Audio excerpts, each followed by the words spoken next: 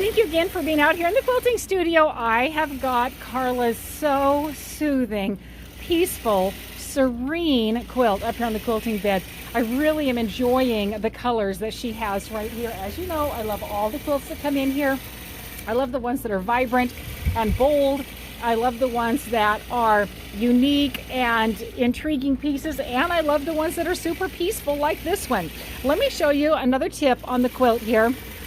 When I say another, I also mean there's an arrow down below, and when you go to that, it will take you to another of this exact same quilt getting stitched out, and so you'll see other tips.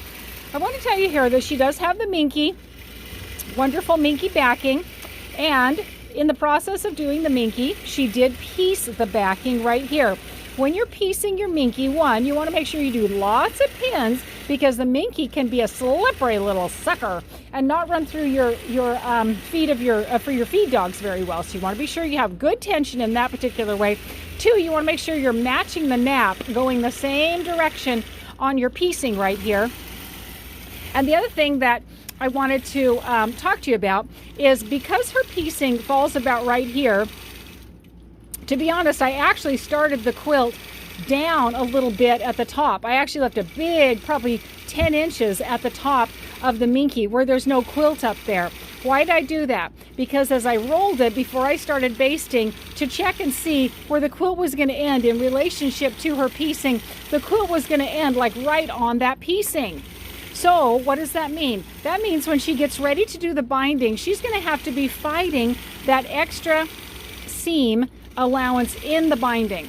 Plus, when you look at the back of it, you'll have like a quarter of an inch of that seam back there. I don't want that to happen.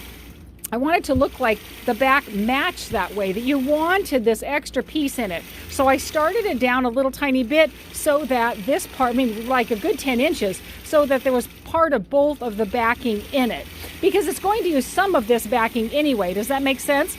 So I don't want it to use a teeny bit. That doesn't look right, doesn't feel right. It adds a lot of bulk at the very end of it. I want to bring enough of it in that it all incorporates into the quilt. So that's something I'm going to be aware of. If you have a quilt that you have pieced backing and I can tell it's probably going to fit pretty tight on it, I'm going to be taking that into consideration. So at the quilting studio, I like to think about all these various items with your quilt.